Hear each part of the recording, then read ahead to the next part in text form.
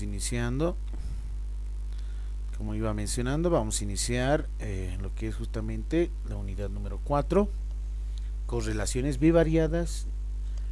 Vamos a ver lo que es el coeficiente de correlación de Pearson y el alfa de Cronbach para lo que es justamente la medida de la consistencia interna de un determinado instrumento de investigación. Muy bien, entonces, para iniciar, tomamos en cuenta que la confiabilidad de instrumentos dentro de la investigación es muy importante. No olvidemos que la confiabilidad, o también mencionada como la fiabilidad, se refiere a la consistencia o estabilidad de una medida. Una definición técnica puede ser justamente aquella que resuelve problemas teóricos como prácticos, que está enmarcado dentro de una investigación científica, y en lo cual es bien importante mencionar que se debe de tener como planteamiento en este caso un tema de investigación. Se debe contemplar también la formulación o el problema principal de la investigación, el problema central, también se lo conoce como formulación central o pregunta central del problema, y el objetivo general, que tiene que ver mucho con relación a la formulación, al tema de investigación, con relación al objetivo general que se está proponiendo dentro de la investigación. Por tal motivo es muy importante estos elementos: el tema, la formulación, el objetivo general. Y no olvidemos que la hipótesis es justamente la respuesta tentativa, anticipada o antelada a ser demostrada mediante la recolección de datos informativos, mediante la aplicación de instrumentos de investigación. Por lo tanto, es muy importante mencionar que la fiabilidad o confiabilidad de instrumentos, y en este caso en particular será instrumentos cuantitativos, porque vamos a hacer mediciones mediante el alfa de Cronbach. El alfa de Cronbach lo que realiza es justamente la medición, la consistencia interna de un determinado instrumento cuantitativo, ya sea esta encuesta, cuestionario o un test de investigación.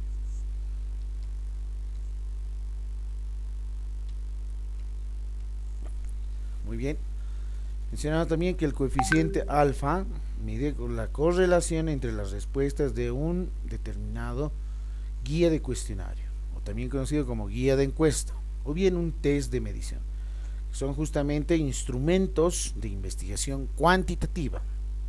Estamos hablando desde un enfoque de investigación netamente cuantitativo, no necesariamente cualitativo. No estamos hablando de una batería de preguntas o una guía de entrevista semiestructurada, ¿sí? Más estamos trabajando en esta parte con instrumentos cuantitativos que tienen escalas de medición, ya sea dicotómicas, tricotómicas, las que sí se pueden medir en base a lo que es una valoración numérica. Entonces el coeficiente alfa mide esa correlación de respuestas con relación a los datos recolectados previamente, utilizando justamente en este caso, ¿no?, algunos ítems que se vayan formulando dentro del determinado instrumento cuantitativo.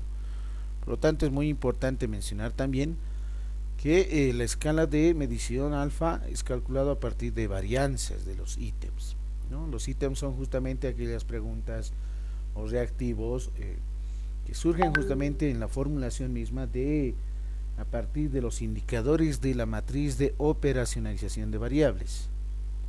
No olvidemos que una hipótesis contempla como elementos fundamentales las variables de investigación, lo que son los conectivos o conectores lógicos, lo que es justamente la parte de las unidades de análisis o unidades de observación, tanto contexto y tiempo determinado. Entonces, a partir de la formulación de la proposición de la hipótesis, identificamos las variables, tipo de variables que son en realidad, y estas variables hacemos justamente la definición conceptual de cada una de ellas.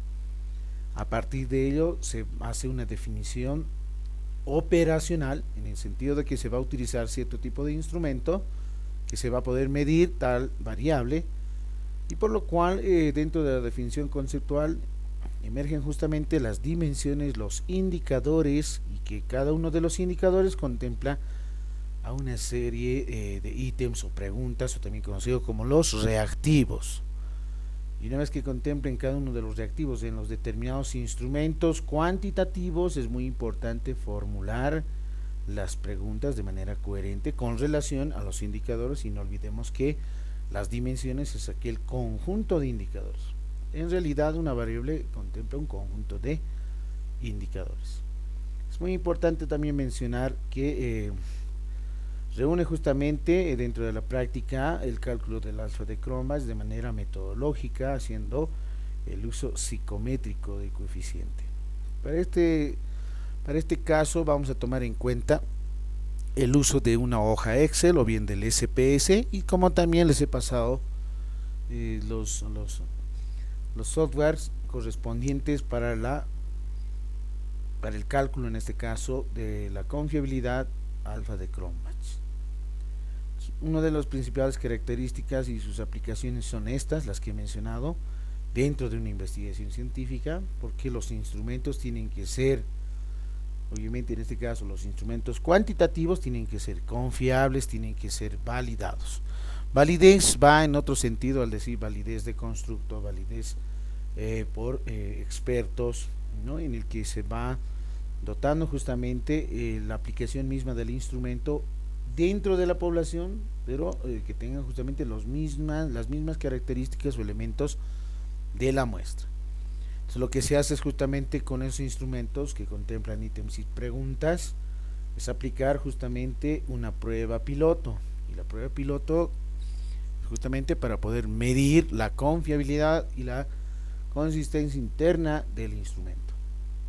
Entonces, muy importante tomar en cuenta el coeficiente de precisión, de estabilidad, de equivalencia, de homogeneidad y por sobre todo la consistencia interna, ¿no?, que es el común denominador de todos, básicamente, que están expresados mediante los coeficientes de correlación, uno de los cuales vamos a ver es el coeficiente de correlación de Pearson. También existen coeficientes de correlación de Kendall, de Spearman y entre otros, ¿no?, que también son usuales dentro de la investigación. Es muy importante mencionar también que a partir del alfa de Cronbach medimos justamente la confiabilidad, y es importante mencionar que a partir del trabajo de campo que se vaya realizando y ustedes vayan emprendiendo justamente en el quinto año en ciencias políticas, quinto año es justamente donde llevan una asignatura muy importante, que es el taller de tesis. El taller de tesis contempla poder formular un tema de investigación, realizar un buen planteamiento de problema, formular buenos objetivos. La hipótesis, si es que la contempla, va a depender mucho del tipo de paradigma de investigación que se vaya trabajando, ya sea en este caso un paradigma positivista, postpositivista, un paradigma naturalista o interpretativo, puede ser un paradigma sociocrítico, puede ser un paradigma holístico, ¿no?, en la que integra un conjunto de paradigmas y entre otros. Eso ya depende mucho del uso y la complejidad y más aún la experiencia de cada uno de los investigadores. Y a partir de eso, enfocando justamente lo que es los enfoques de investigación, ya sean tanto cuantitativo, cualitativo o mixtos, en este caso ya sea quali-quanti o quanti-cuantitativo, las que hemos mencionado justamente en la unidad número 1. Entonces, a partir de eso vamos formulando tipo de diseños de investigación, ya sean experimentales o no experimentales, y el tipo de estudio, vale decir, el tipo de investigación que contempla la tesis misma, ¿no?, que ustedes van a ir proponiendo en el quinto año. Y es bien importante ese avance, y por lo menos en esta unidad debemos de ir formulando, vayan pensando, me imagino que ya deben tener algún tema, por lo menos, ¿sí?, vayan identificando algún tema de investigación, es muy importante. ¿Cuál es ese planteamiento del problema? Que lo vamos a ver más adelante, que es muy importante también formularlo, lo que es la pregunta central del problema, los objetivos, lo que es la hipótesis y la parte resumida, sintética se podría decir, con respecto a la metodología de investigación. Más aún, lo que nos va a interesar en este capítulo es justamente la construcción del instrumento de investigación. Ese instrumento de investigación tiene que ser puesta en prueba piloto para poder ver la medida, en este caso, de la confiabilidad o fiabilidad alfa de Cronbach. Lo que debemos de hacer es construir ese instrumento, aplicar una prueba piloto, encontrar justamente la aplicación es aproximadamente en un rango de 14 a 30 personas, ¿no? Para estimar la confiabilidad del cuestionario, ya sea un test o una prueba objetiva, ¿no? O una guía de encuesta con escalas, ¿no? Tal como define Corral en la prueba determinada. Entonces, muy importante esta parte para la construcción, ¿no? Probablemente algunos tenían simplemente la idea de poder construir un instrumento, una encuesta, un cuestionario, así por así, tal vez con las ideas que se le venía, qué preguntas iban a formularse, pero en realidad contempla metodológicamente una consistencia bajo la matriz de operacionalización. Si es que estamos hablando en este caso netamente desde un enfoque netamente cuantitativo, y obviamente la estadística está sumergida en esta parte, ¿no? La parte numérica, al ver la matriz de operacionalización con las variables correspondientes. Pero si alguien va a poder emprender tal vez un tipo de investigación desde un paradigma interpretativo o naturalista, desde un enfoque netamente cualitativo, no necesariamente hacemos mediciones numéricas, ¿no? Para ese tipo de procedimiento es otra en realidad. Entonces ahí ya no se habla de matriz de operacionalización, se lo conoce también como matriz de categorización. Cada una de las categorías se subdivide en subcategorías y cada subcategoría contempla identificadores, y cada identificador lo va a ir formulando en base a lo que es los ítems o preguntas, pero ya no de su encuesta o cuestionario, sino para su batería de preguntas, o en este caso para la entrevista semiestructurada, ¿no? Una guía de preguntas para las entrevistas que son justamente abiertas.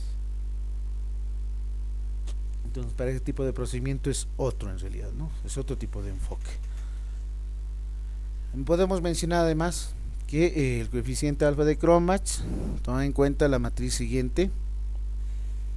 Aquí tenemos una matriz de ejemplo, los ítems o reactivos 1, 2, 3, 4, 5, 6, K, ¿no? Donde es justamente la cantidad de preguntas, ¿sí?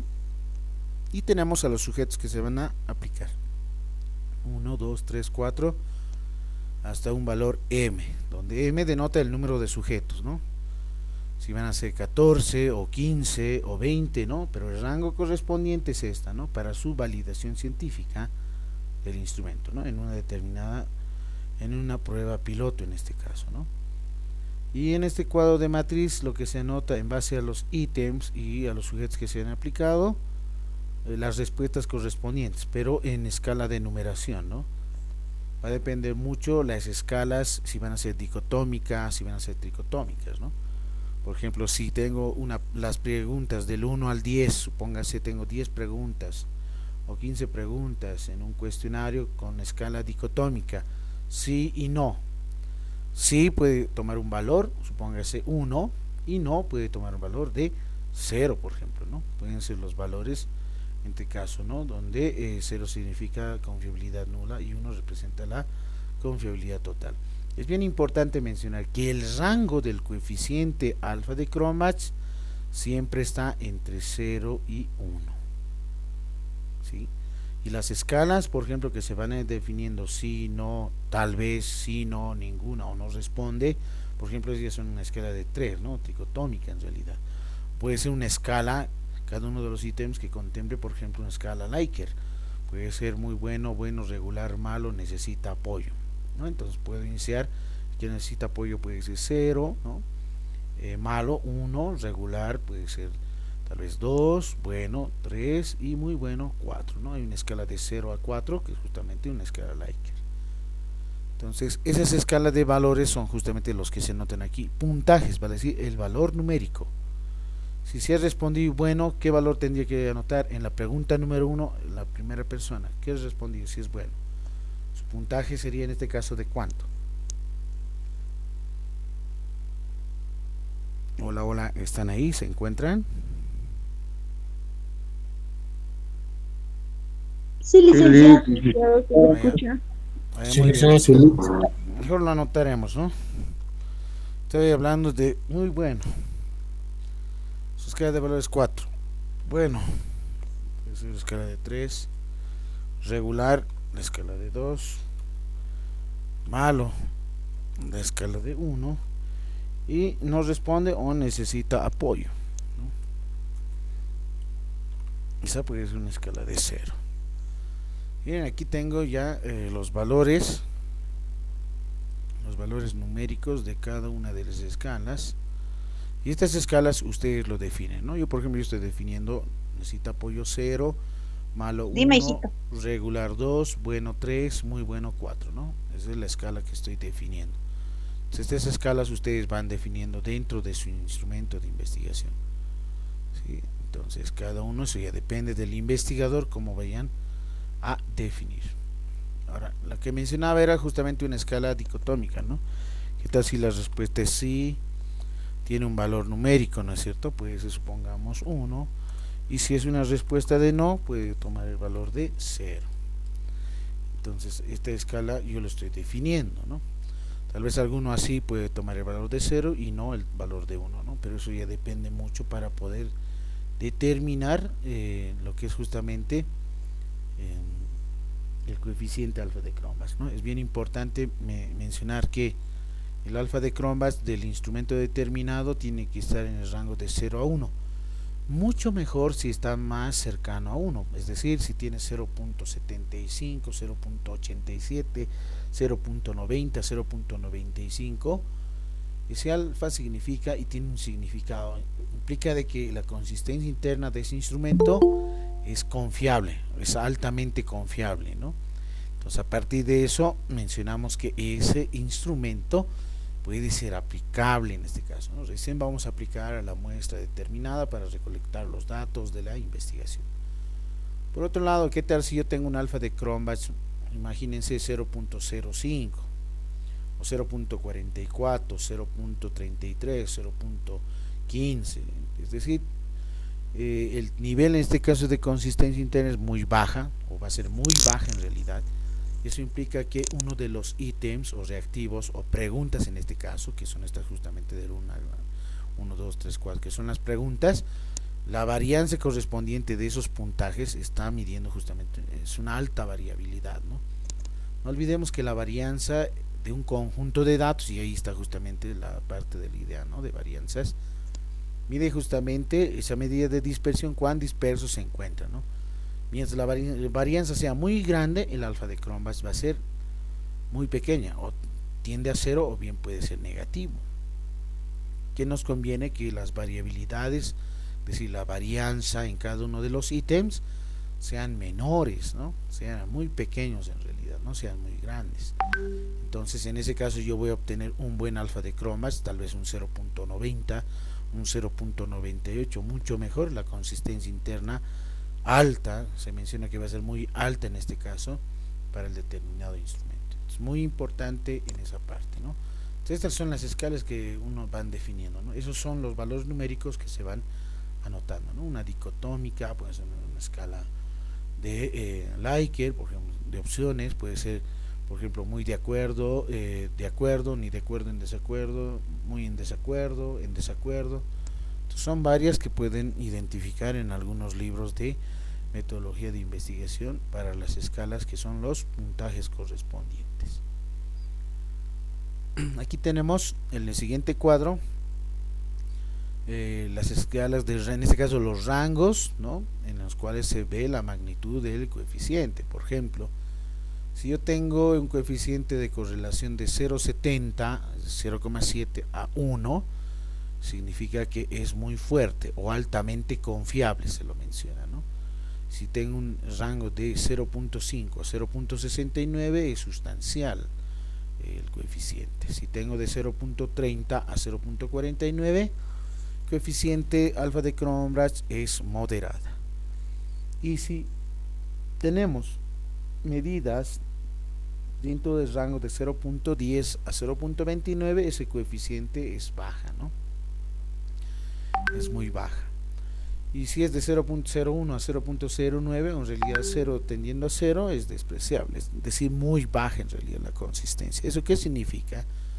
Que el instrumento no es consistente, no es confiable. Por lo tanto, ¿qué se requiere?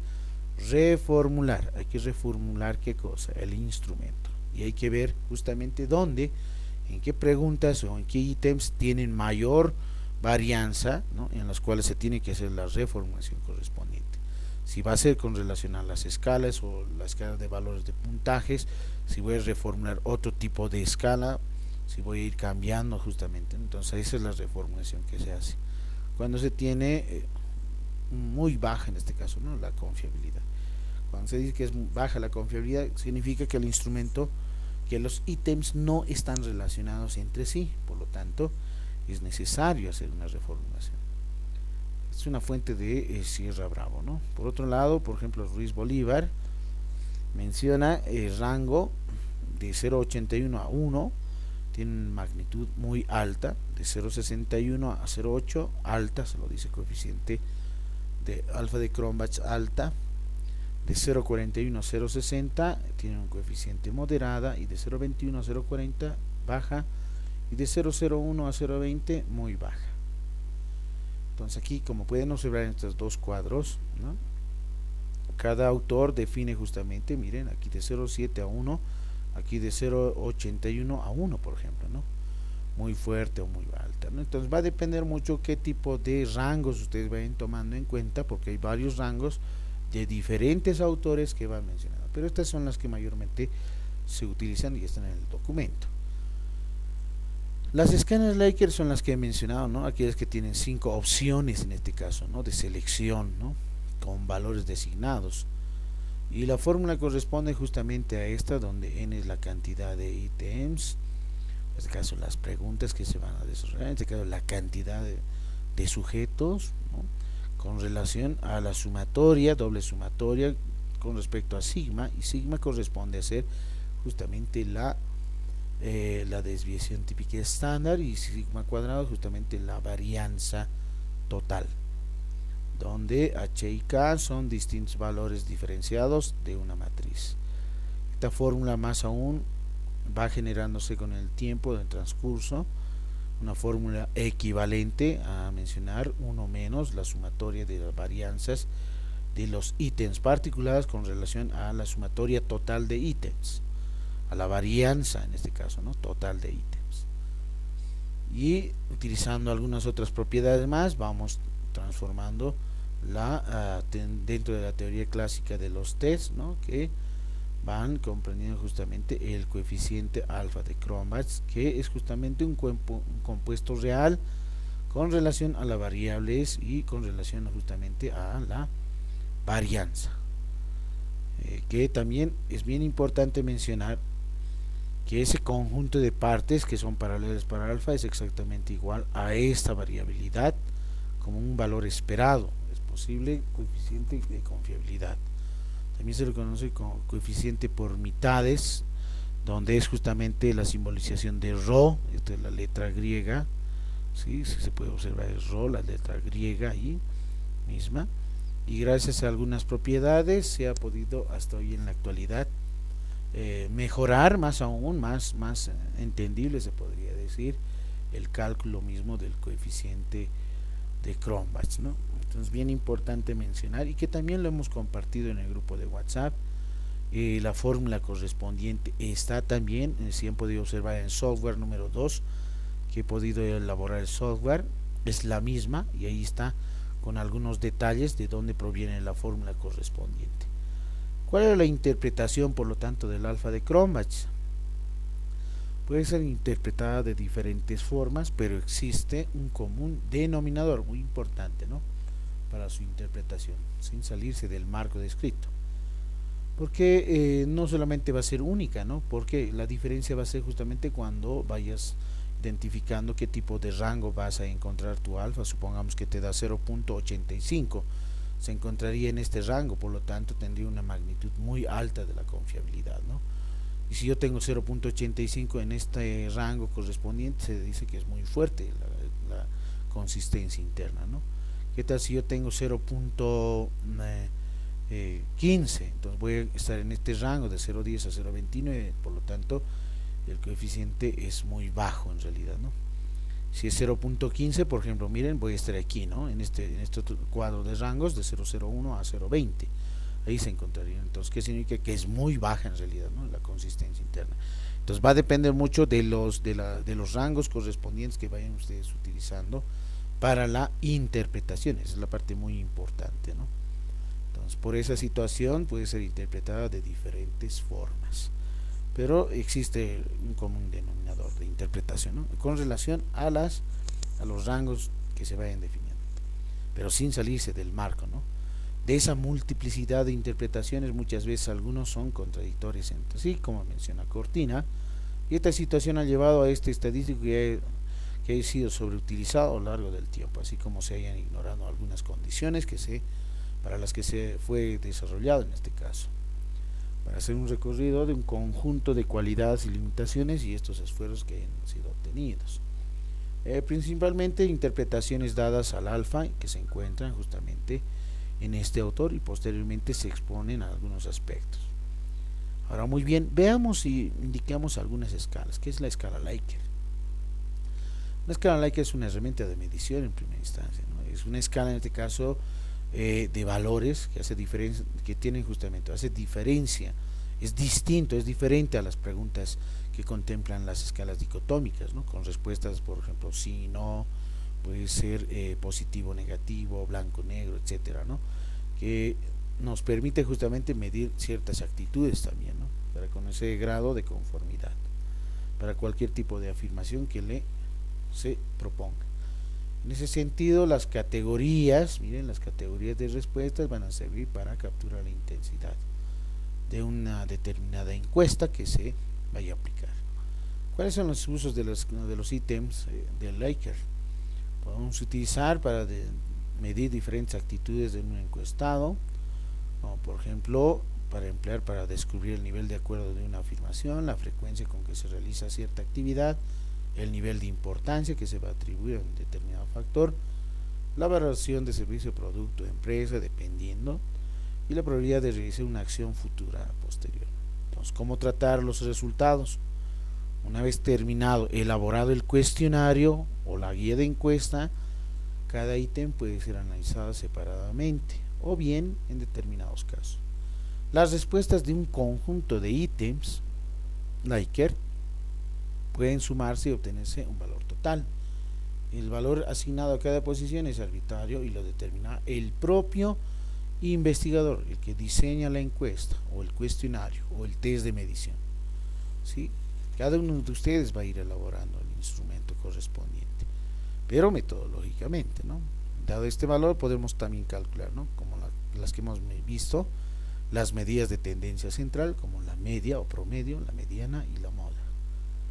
La mediana y la moda son las métricas más interesantes, por sobre todo, ¿no? Dado que hacer una interpretación de la media numérica, si manejamos categorías como de acuerdo o en desacuerdo, no nos aportará mucha la información dentro de una escala Likert.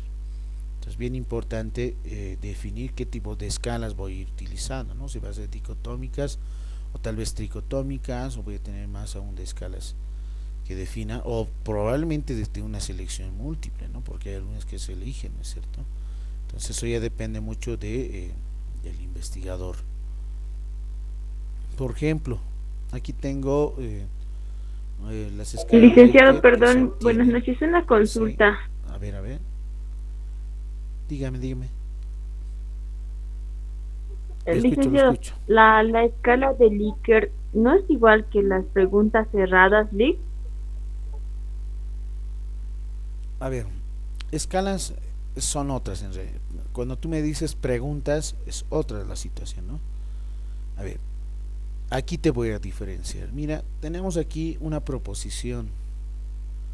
Por ejemplo, el personal de la Dirección General de Impuestos Nacionales es grosero al atender al público.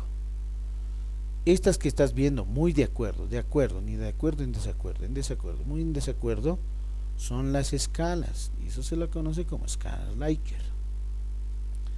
Esta es la proposición, ¿no? Algunos tal vez lo van a formular como pregunta, ¿no? Dentro de tal vez una encuesta o un cuestionario, ¿no? Que tiene las de seleccionar una de estas escalas. Estas son las escalas. ¿Cuántas escalas se tiene? Miren ahí, por ejemplo, muy de acuerdo, tiene una opción de número, valoración de 1. De acuerdo, lo ha puesto con valoración de 2, y de acuerdo, en desacuerdo 3, en desacuerdo su valor es de 4, muy en desacuerdo su valor es de 5, ¿no? Tal vez eso ya depende del investigador. ¿Qué tal si yo hubiese puesto aquí 5, 4, 3, 2 y 1? Muy en desacuerdo, ¿no? Eso ya depende mucho cómo se vaya formulando en este caso, ¿no? Las escalas. Esas son las escalas. No confundamos pregunta con escalas. La pregunta es, en este caso, es justamente según usted, ¿no es cierto? Aquí, por ejemplo, yo podría formular para usted el personal de la dirección general, ¿no es cierto? Con ítem de interrogante, ¿no? Para usted, el personal de la Dirección General de Impuestos Nacionales es grosero al atender al público. Cierro ahí la interrogante, ¿no? Ahí mira, por ejemplo, ya estoy haciendo la pregunta, ¿no? Entonces hay diferentes formas de poder realizar, ¿no? Dentro de un cuestionario, dentro de una encuesta, los ítems, ¿no? Los reactivos que son simplemente las preguntas en realidad, ¿no? Reactivos lo dice porque reacciones en realidad, ¿no? ¿Cuál es su nombre? ¿Cuántos años tiene? ¿Qué le parece según usted? ¿No es cierto? Entonces ahí está el reactivo correspondiente. O simplemente un ítem correspondiente, como es en este caso. Pero las escalas son las opciones de selección, ¿no? Y solamente se tiene que marcar una sola vez, como por ejemplo aquí, tal encuestador, ¿no? Tal encuestador ha marcado 1. En la pregunta, en este caso en el ítem número 2, dice que está de acuerdo, ¿no? En el ítem número 3, muy en desacuerdo. En el ítem número 4, ni de acuerdo ni en desacuerdo. En el ítem número 5, muy de acuerdo. En el ítem número 6, muy en desacuerdo. En la 7, en desacuerdo. En la 8, muy de acuerdo. Todos los que están marcados de color, miren, de color rojo, son justamente valores numéricos. En el primer ítem, el valor ¿cuánto es? 1. Aquí está entonces, el valor voy sumando 1 más. En el segundo ítem, ¿cuál es la respuesta en el caso de ítem? De acuerdo, pero ¿cuánto vale? 2. Entonces ahí está, más 2. En el siguiente, en el tercer ítem, ahí tenemos ahí, por ejemplo, muy en desacuerdo. ¿Cuánto es el valor numérico aquí? 1. ¿Sí? En el tercero es 1, aquí está. En el cuarto dice que es 3. ¿Por qué es 3 en el cuarto? Porque aquí está, dice ni de acuerdo ni desacuerdo. ¿Cuál es su escala? 3. Si se dan de cuenta, miren, el autor de este instrumento, a diferencia, ¿no? A diferencia, por ejemplo, del ítem número 2 con el ítem número 3, aquí muy de acuerdo, su valor numérico era 1. Pero en el ítem número 3, miren, muy de acuerdo, su valor es 5. Y al muy en desacuerdo, en el ítem número 2 es 5, pero en el 3 es 1. ¿Sí? Entonces ahí está la diferencia. Eso el autor va definiendo, ¿no? Qué tipo de escala, cuál va a ser su escala de valor numérico. Pero esto lo estamos midiendo en base a los ítems. El valor de las escalas nada más se está midiendo, ¿ya? Pero para una encuesta, un cuestionario de investigación, necesariamente es que contemple por lo menos una escala, no más de 3 en realidad, ¿no? No más de 3. Que significa que, por ejemplo, en el ítem número 3 tal vez puede ser una dicotómica, ¿no? O tricotómica. Si no, no responde, o ninguna puede ser, ¿no? En la cuarta puede ser otra escala, muy bueno, regular, malo, necesita poder. Miren, ya tendría 3 tipos de escalas, ¿no? Y esos 3 tipos de escalas hay que saberlos coordinar muy bien para poder medir la confiabilidad del instrumento. Porque cuando se utilizan muchas escalas, ¿no? En esa situación el alfa de cromas no va a tener una buena consistencia interna. Entonces, por lo general, máximo 3, no más en realidad, no más escalas, ¿no? En este caso, por ejemplo, si pueden observar, todos los ítems tienen la misma escala, ¿sí? De acuerdo, muy de acuerdo, ni de acuerdo, en desacuerdo, muy en desacuerdo. Y de esa forma va sumando los valores, ¿no? El valor de cada una de las respuestas, que es en este caso 12, ¿no? Es una puntuación que se considera alta o baja según el número de ítems o el número de afirmaciones, ¿no? Entonces de esa forma se puede ir midiendo, por ejemplo, ¿no? Como una puntuación mínima, si fuese mínima, por ejemplo aquí, donde mínima sería cuando todos valen 1, 1, 1, 1 en realidad, ¿no? La sumatoria sería de cuánto, si son 8 ítems, 8, ¿no? ¿no? Entonces el puntaje mínimo sería de 8. ¿Y el puntaje máximo cuánto sería? 5, 5, 5, es decir, 5 por 8, 40, ¿no? Entonces la máxima de puntuación sería 40, ¿no? Cuando todos tengan la opción de selección 5, 5, ¿no? El valor numérico. Porque hay 8 afirmaciones, ¿no? Entonces la persona del ejemplo obtuvo, por ejemplo, en este caso, un valor de 12, ¿no? Su actitud hacia el organismo tributario es más bien bastante desfavorable. Veamos de la siguiente gráfica de esa encuesta. 8 es el valor mínimo, ¿no es cierto? Y el valor máximo es 40. ¿Sí? Aquí tenemos un rango, ¿no? ¿Y el rango de cuánto sería? Valor mínimo 8, valor máximo 40, 40 menos 8, ¿cuánto es el rango? 32. Este sería el rango correspondiente, ¿no? Entonces, por lo menos, para poder obtener una buena puntuación, sería mucho mejor, ¿no? Si alguien hubiera tenido alguna puntuación de 37, por ejemplo, es decir, de 32 a 40 en esta parte, ¿sí? Su actitud se calificaría como sumamente favorable, ¿no? Tiene una actitud favorable. Pero como está en este rango muy bajo, muy cercano a 8, entonces la actitud es muy desfavorable en este caso, ¿no? de esa encuesta. Entonces las escalas Likert a veces se califica el promedio resultante en la escala mediante una sencilla fórmula, ¿no? La pregunta en donde PT es justamente, ¿no?, la puntuación total en la escala, y NT es justamente el número de afirmaciones, ¿no? Número de afirmaciones totales. Entonces una puntuación se analiza en el continuo, por ejemplo, de 1 a 5 de la siguiente manera. Con el ejemplo anterior, quien obtuvo 12 en la escala, ¿no?, sería ¿cuánto? 12 entre 8, donde 8 es el valor mínimo, ¿sí? Y 12 dividido entre 8 aproximadamente 1.5. Si nosotros hacemos la variabilidad del 1 al 5, ¿no?, ahí tenemos 1.5 muy cercano, ¿no?, a una actitud muy desfavorable. Esta es otra forma, ¿no?, de poder medir el valor mismo de los ítems. Pero recalco nuevamente, dentro de una investigación también es bien importante que los cuestionarios, las encuestas, los tests de medición o pruebas objetivas siempre se van contemplando un valor numérico, ¿no? Y esos valores numéricos son los que se insertan en el software de Alpha de Chromas, ¿no?, para el cálculo mismo.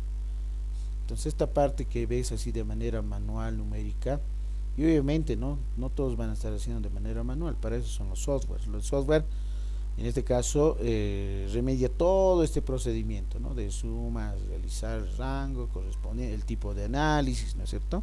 Entonces vamos a ir utilizando el software para poder realizar tal medición.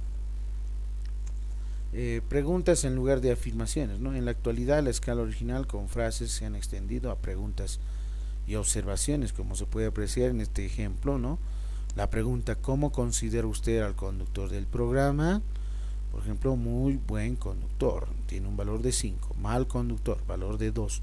Buen conductor, valor de 4. Regular, 3. Y muy mal conductor, valor de 1, ¿no? Aquí, por ejemplo, se tiene otra escala, ¿no? Otra escala Likert, que son 5 opciones de respuesta, que solamente el que va a ser encuestado tiene que responder una de ellas, ¿no? Si va a ser muy mal conductor o va a ser mal conductor, eso ya depende, ¿no? Vamos al otro punto, que hablamos del cuestionario. El cuestionario es un conjunto de preguntas que se confeccionan para obtener una información con algún objetivo concreto, y que obviamente un cuestionario tiene un formato de presentación, ¿no? Existen numerosos estilos, por si acaso, ¿no? No hay un solo estilo, ¿no? Y diversos formatos de cuestionarios, ¿no? De acuerdo a qué, a la finalidad específica de cada uno, ¿no?, de cada uno de los investigadores o del tema de investigación que se vaya realizando. Por lo general, estos instrumentos se redactaban en hoja en papel, en realidad, ¿no? Es decir, nosotros vamos redactando en un documento en Word, lo imprimimos, sacamos las fotocopias y vamos aplicando, ¿no?, realizando el sondeo correspondiente, o bien aplicando al conjunto, ya a la población objetivo o muestra ya definida en nuestra investigación. Entonces, de desde el 2019 para atrás sí se ha implementado, ¿no? Aún las encuestas que son escritas, ¿no? Donde tú tenías que ir con tu instrumento, ¿no? Y aplicar, ¿no? A aquellas personas que son parte de tu investigación o sujetos principales, ¿no? Para según el tema de investigación, según la finalidad y el objetivo mismo. Pero hoy en la actualidad ya ha cambiado, ¿no? Ya no vamos de esa forma, ¿no? Imagínense hacer una encuesta hoy en día con este tipo de pandemia del COVID-19.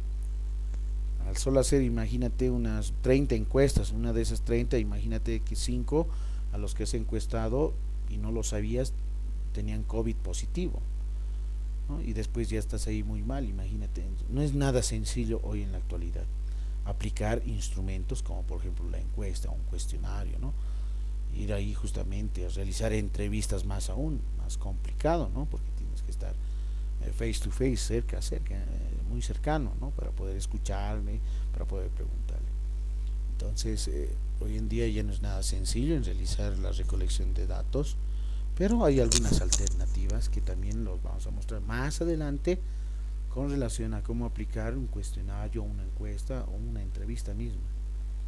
O tal vez probablemente una observación, ¿no? Y la observación, por ejemplo, que no es nada sencillo, por ejemplo, la observación participante, ¿no? Ya no es como antes. Si tú quieres hacer una investigación etnográfica, ir a una cierta comunidad, ver la realidad misma, tienes que convivir, tienes que participar, tienes que estar ahí en realidad, no tienes que observar. Por eso se dice observación participante, ser integrante misma de la misma comunidad. O si vas a ir a alguna institución, tienes que estar presente, ¿no? Pero no es nada sencillo realizar una observación participante hoy en día con este COVID-19. Entonces, ¿qué tipos de preguntas se puede hacer? Puede hacerse en un cuestionario. Hay dos tipos, ¿no? Preguntas abiertas como también preguntas cerradas. Las preguntas abiertas o también son de desarrollo, que aquí les contemplan, ¿no? Que contienen preguntas y no establecen previamente ningún tipo de respuestas.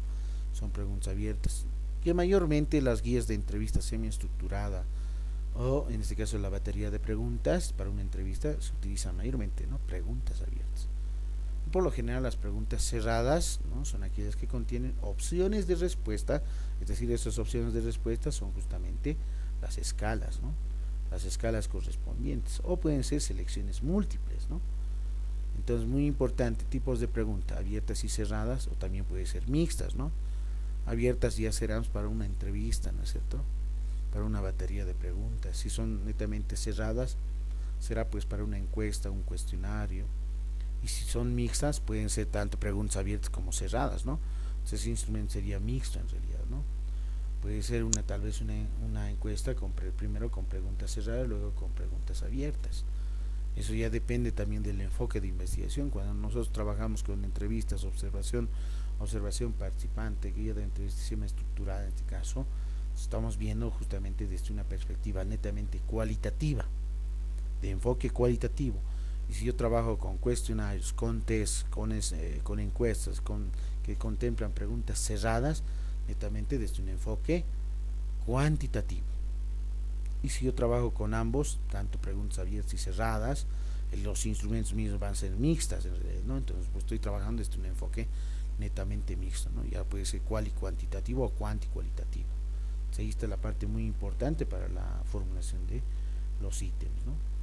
Entonces puede ser en las preguntas cerradas de elección única, dicotómicas, sí, no, falso, verdadero, positivo, negativo, politotómicas en este caso también, ¿no? Aquí tienen más opciones. Pueden ser de elección múltiple, ¿no? Puede ser tomar en cuenta el ranking o escalas, ya sea escala tipo numérica, tipo nominal o tipo Likert. Entonces esas son las que se van a ir formulando. Es bien importante diferenciar las preguntas abiertas como las preguntas cerradas. Preguntas abiertas, aquí por ejemplo el individuo organiza y expresa sus respuestas con las mismas palabras. Y una pregunta cerrada, el individuo elige la respuesta entre varias alternativas. En una pregunta abierta son más cortas, ¿no? Con menos confiabilidad, miren, con menos confiabilidad y validez, pero las preguntas cerradas son más largas, objetivas, válidas y confiables, porque hay que medir la confiabilidad de esos ítems, ¿no? De los instrumentos. el individuo invierte la mayor parte del tiempo pensando y escribiendo en una pregunta abierta.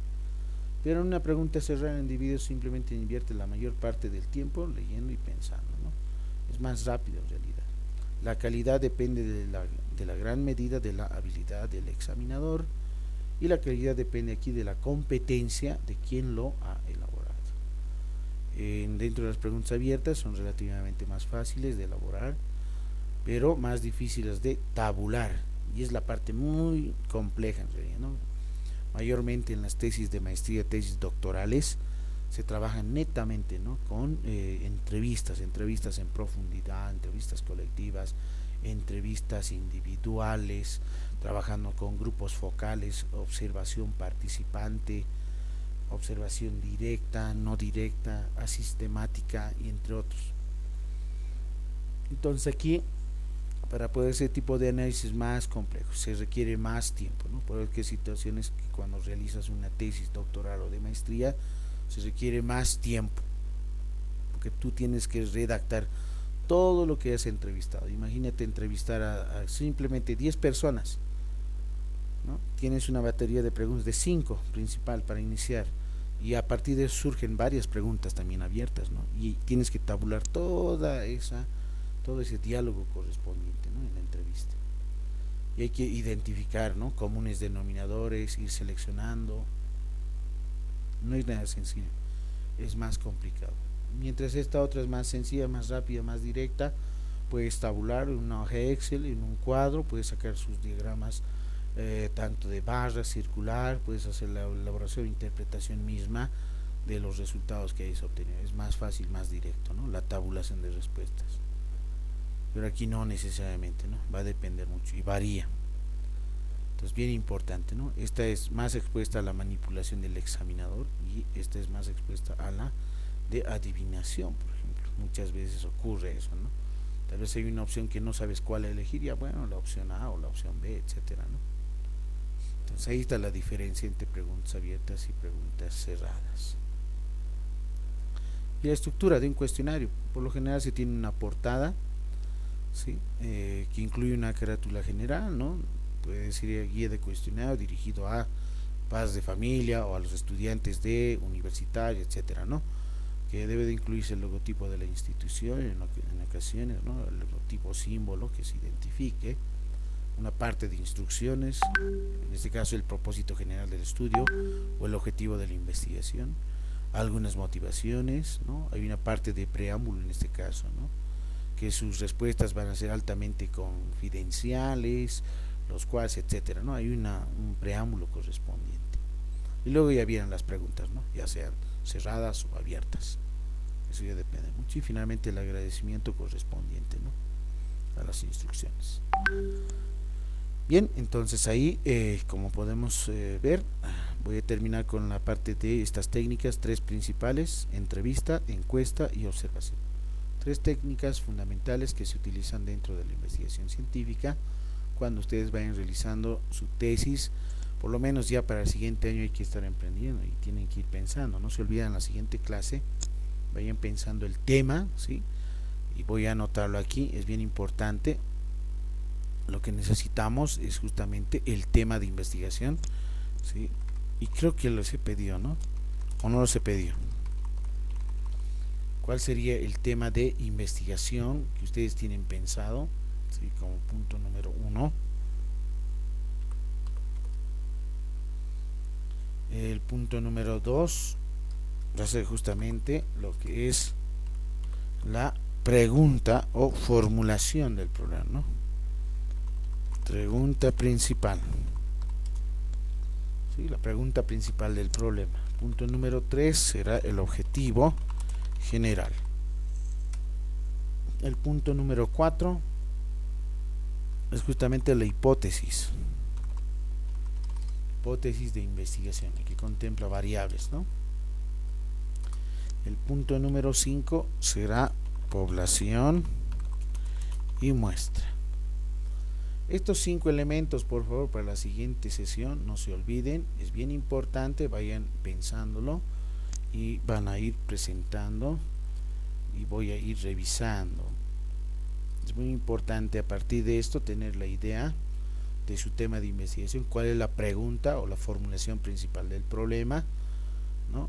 El objetivo general con que quieres tratar esta investigación, cuál es la respuesta a la pregunta, ¿no? Cuál sería esa respuesta o la alternativa de respuesta a la formulación principal del problema. Población, ¿en qué contexto? ¿Con quiénes? ¿En la universidad? ¿En una institución? ¿Cuántos son en realidad? ¿Cuál es el tamaño de la muestra? Ustedes ya saben calcular el tamaño de la muestra, ¿no? Si son 500, ¿cuánto es n minúscula, ¿no? N mayúscula será 700, digamos. N minúscula será 250 o 230, etcétera, ¿no? Pero ¿qué? Estudiantes, ¿con quiénes vas a trabajar? Y hay que ver, ¿no? Si vas a estratificar, si vas a trabajar con estratos, ¿no? O con submuestras, eso ya depende mucho, ¿no? Del investigador. Entonces, esto por favor, no se olviden, va a ser justamente la tarea para la siguiente sesión. ¿Qué notaremos? Voy a poner, sí, tarea.